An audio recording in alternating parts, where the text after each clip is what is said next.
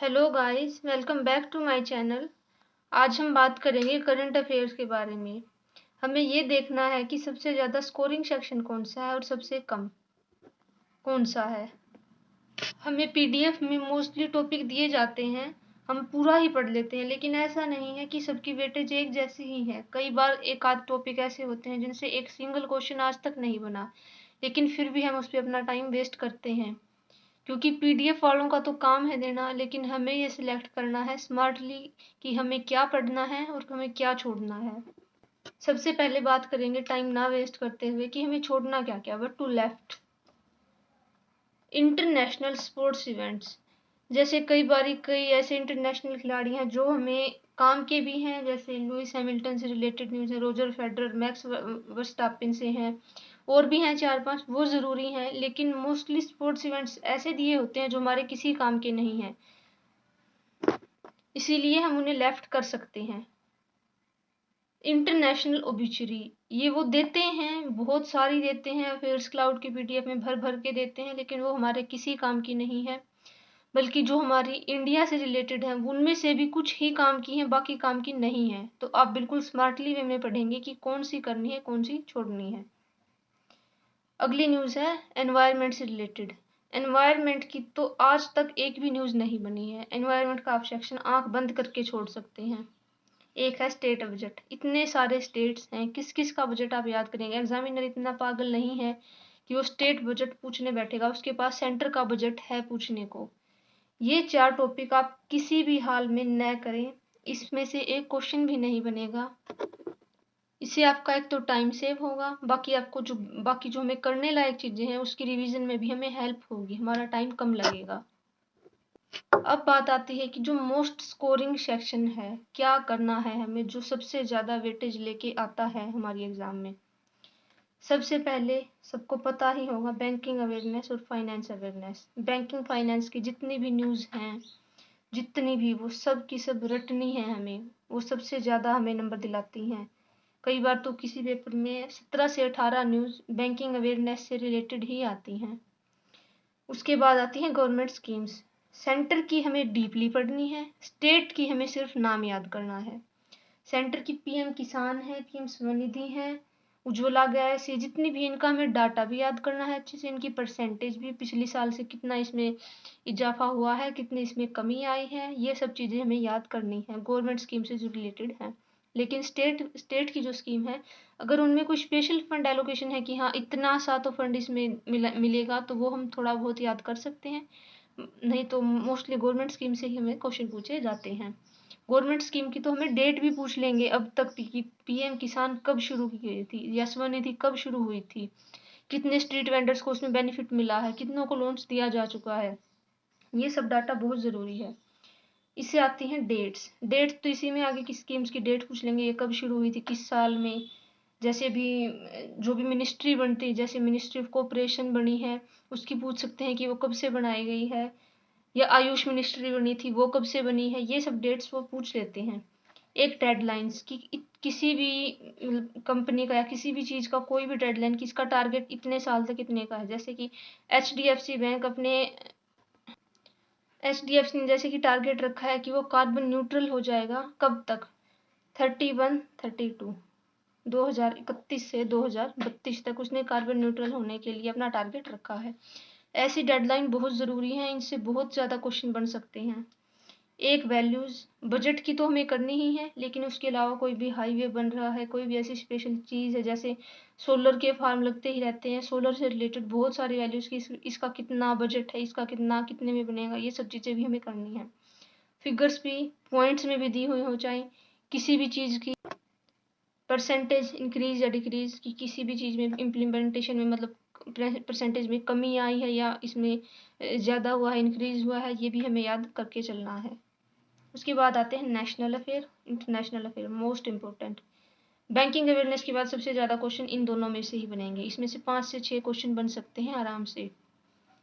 उसके बाद आते हैं अपॉइंटमेंट अवार्ड्स, बिल्कुल ये तो हमें करनी ही है। अपॉइंटमेंट्स को आप, ये सब चीज़ें करंट अफेयर सारा रिवीजन पे ही डिपेंड है, जितना जल्दी आप चीज़ों को कंप्लीट करके उसकी रिवीजन में लगेंगे उतना आपके लिए बेनिफिशियल है।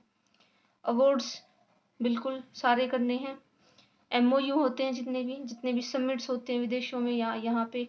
एक बात और याद रखिए, लॉकडाउन के बाद जितने भी समिट या कॉन्फ्रेंस हुई है वो वर्चुअली हुई हैं। अब उनमें वेन्यू तो रहा नहीं, तो इनमें क्या याद कर सकते हैं कि किस मिनिस्ट्री ने इस समिट में, इस कॉन्फ्रेंस में भाग लिया, किस मिनिस्टर ने इसको संबोधित किया, या फिर किसने इंडिया को रिप्रेजेंट किया। ये चीज़ें हमें याद रखनी, इसमें से क्वेश्चन बनेंगे। इंडेक्सेस, इंडिया की रैंक क्या है इंटरनेट इंडेक्स में, कम्पिटिटिव में, global gender gap, awards, appointment, ये भी करनी है, बिल्कुल करनी है। MOUs, जितने समिट, जितने कॉन्फ्रेंस। समिट और कॉन्फ्रेंस का क्या है कि अब वैसे तो पार्ट ले नहीं रहे देश, क्योंकि कोविड है, लॉकडाउन की वजह से। लेकिन हमें ये याद रखना है कि किस समिट या किस कॉन्फ्रेंस में किसने पार्ट लिया है, किस मिनिस्टर ने, किस मिनिस्ट्री ने, या फिर किसने इंडिया को रिप्रेजेंट किया है। कोई भी सेक्रेटरी भी हो सकता है। हमें ये चीज़ें पढ़ के चलनी है। एक आती है फिर इंडेक्स पे बात, जो रैंक होती है इंडिया की। रैंक तो हमें याद करनी ही है कि इंडिया की रैंक किसी भी उसमें क्या है इंडेक्स में। साथ ही जो टॉप 3 कंट्रीज हैं, आप कोशिश कीजिए मिनिमम टॉप 3 आप याद करें। जैसे एनवायरनमेंट चेंज में है तो टॉप 3 पे कोई भी नहीं है, लेकिन उसके बाद नंबर 4 से रैंक शुरू होती है, तो आपको ये सब चीज़ें याद करनी है, क्योंकि अब करंट अफेयर को बहुत ही डीपली पूछा जाने लगा है। अब बात आती है कि लीस्ट स्कोरिंग टॉपिक्स अपने क्या हैं। आप अगर इनको चाहे तो कर भी सकते हैं।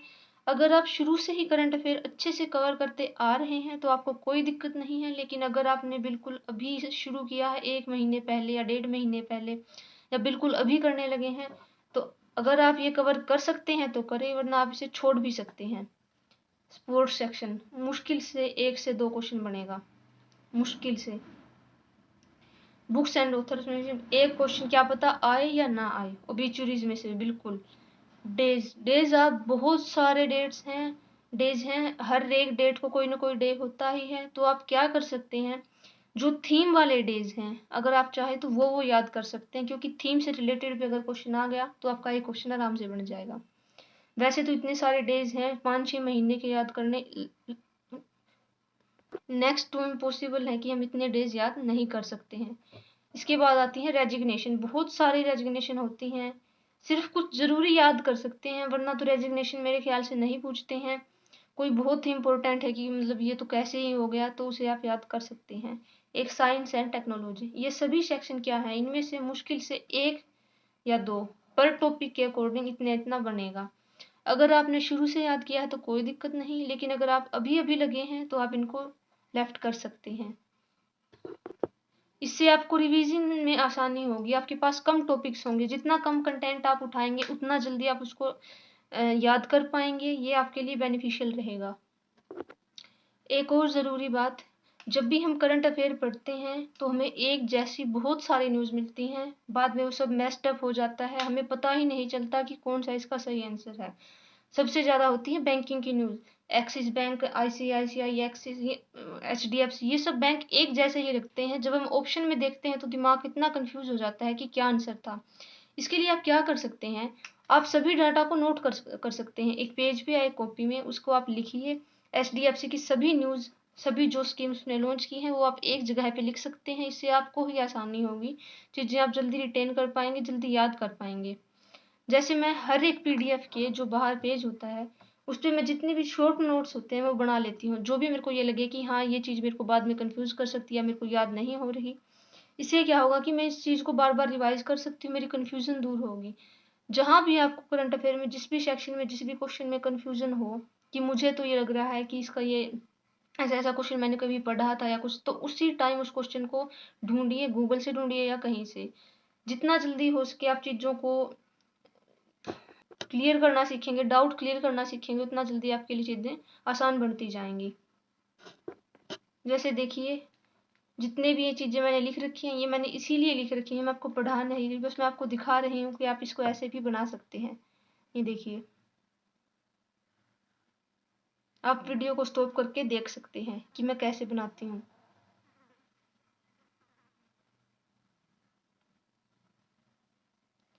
डाटा को भी मैं नोट करती हूँ। बहुत ही कंफ्यूजिंग होता है, परसेंटेज परसेंटेज इंक्रीज, या फिर डाटा कितना है, बिलियन में कितना है, मिलियन में कितना है, करोड़ में कितना है। मैंने आपको कल भी बोला था, डाटा को कन्वर्ट करना सीखिए।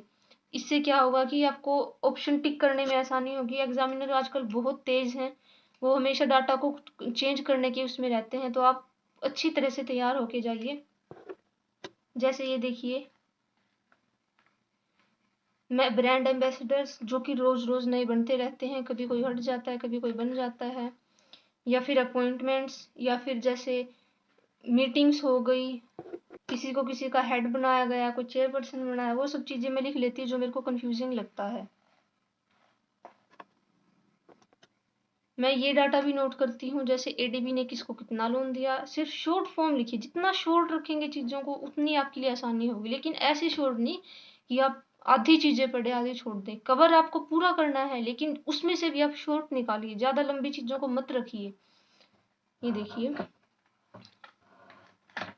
वर्ल्ड बैंक ने जिसको जिसको लोन दिया है वो सब मैं एक जगह लिख लेती हूँ। अब ये डाटा पूरा है नहीं मेरा, एक दो जगह मैंने और लिख रखा है, मैं इसको पूरी एक जगह लिख के मैं इसको ऐसे याद कर लेती हूँ। इससे मुझे आसानी होती है चीज़ों को याद करने में। बस आज के लिए यही था। आई होप आपकी तैयारी भी अच्छी चल रही होगी। बहुत ही कम दिन रह गए हैं आरआरबी मेंस में भी, उससे पहले भी शायद एसपीआई क्लर्क का मेंस आ जाए, तो हमें रेडी रहना है हर सेकंड के लिए, हर टाइम के लिए। मैं भी आपके लिए ये भी लेके आऊंगी कि मेंस में आप किस सेक्शन को कैसे अटेम्प्ट कर सकते हैं। जैसे मैथ में आप क्या करें, क्या छोड़ दें, सबसे पहले क्या करें, मैं आपको एक मॉक टेस्ट करके दिखाऊंगी कि हाँ इसमें ये चीज़ें ऐसे ऐसे आप कर सकते हैं। इंग्लिश के लिए भी, रीजनिंग के लिए भी, मैथ्स के लिए भी। और मैं स्ट्रेटजी वीडियो भी लेके आऊंगी कि आप मेंस के लिए कैसे शुरुआत कर सकते हैं। बहुत सारे बच्चों को दिक्कत है कि हमसे मेंस का कंटेंट ही सॉल्व नहीं होता, हमें यही नहीं पता कि कैसे इस चीज़ को अप्रोच करें। उसके लिए मैं आपको राइट सोर्स बताऊंगी, राइट चीज़ें बताऊंगी। प्लीज़ इस चैनल को फॉलो करते रहिए, बने रहिए। Thank you, have a nice day, and if you like the video please share and subscribe. Thank you.